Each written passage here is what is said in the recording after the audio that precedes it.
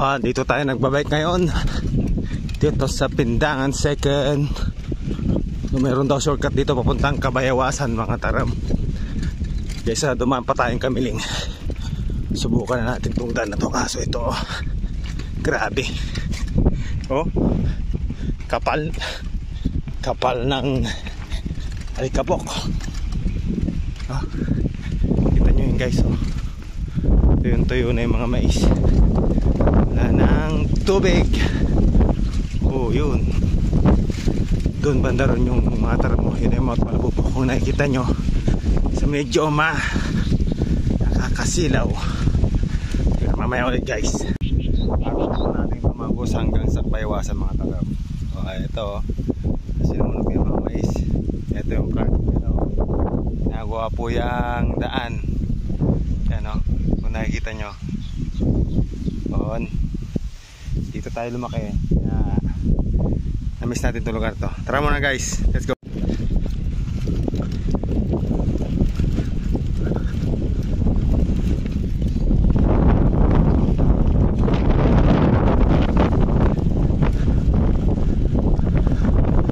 Ayun, tatawid natin tayo ng ilog.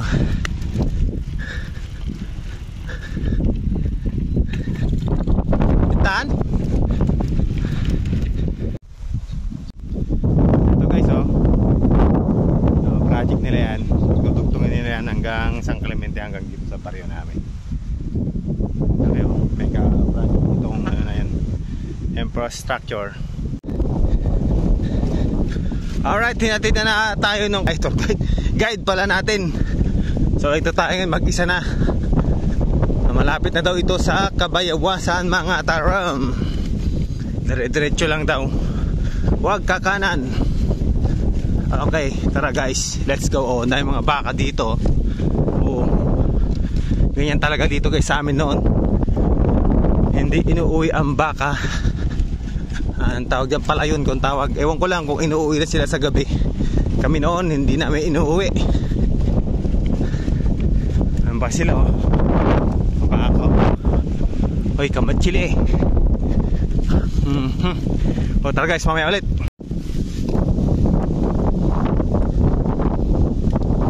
You know, yun ang isang, yan lang ang kasama natin guys. So, kanino natin. Kasi tignan nyo sa harap oh, yan.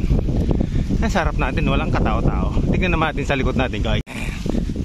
Yan likuran natin guys. So yan, solo flight, solo biking in the middle of nowhere, in the middle of cornfields. Oh my, ang lawak-lawak. So itong kinaruruan natin, malamang ano na to, sa Pangasinan na tayo. Galing tayo ng Tarlac. Yun, banda-banda ron Tarlac yun. Dito siguro malamang sa malamang lang Pangasinan na. Yan guys oh, bala atong natuyo na siya. Ito may tao, magtanong tayo kung saan na po ito punta natin.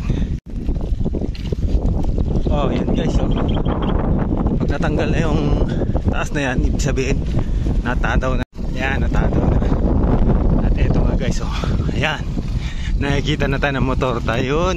At ayun po, nakakatanaw na tayo ng semento. Ibig sabihin nandito na tayo sa Kabayawasan. Tapos natin sa dulo, kakaliwa lang tayo. Tapos diretso tayo ng Midanya. At saka ang tawag doon, yung laging binabambarangay ng mga taram. So tara lang guys, let's go. Ito na, malapit na tayo sa cement. Lapit na tayo sa semento.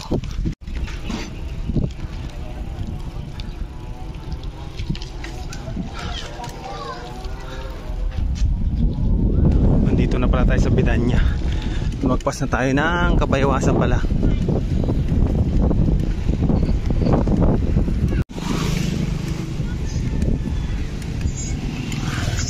Nandito na po tayo sa Barangay Pampano. Sayang natin na video yung kanila Barangay Hall. Tayo sa tulay. pangalan ng tulay na to, nakalimutan ko na. Yung basta sa tulay.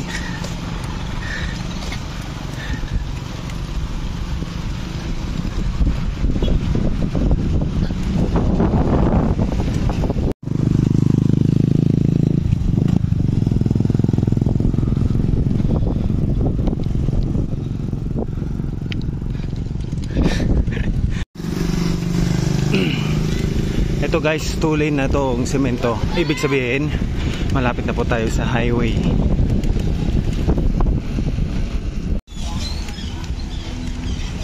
Ayun guys, oh, tatanaw na natin yung highway.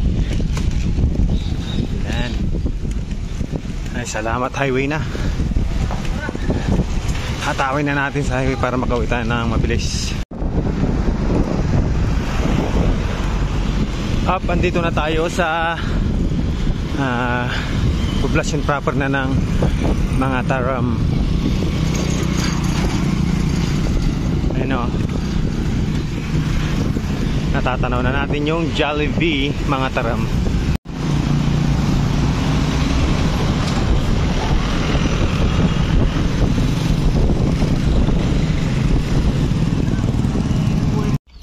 Okay, andito na po tayo sa bahay. Time check ay 5:19 na po ng hapon.